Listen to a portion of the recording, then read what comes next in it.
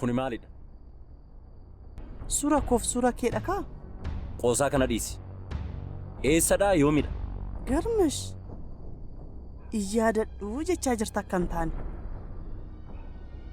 Girma suura kana qofaa miti kan qabnu.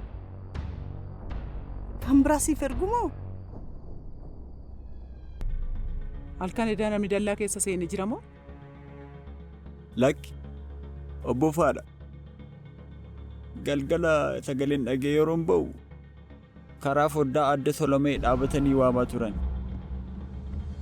Deemee obbo maal taatanii maalti mudate jedhee yeroon gaafadhu cal jedhanii deeman.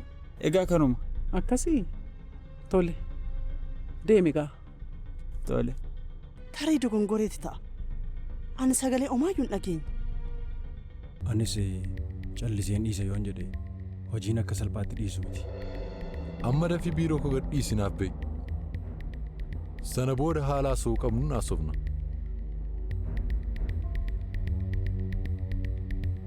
Roomi, waan tokko sitti agarsiisufan ture. Qofaa keenya taanu? Argeera bar. Maalidha kan natti agartu?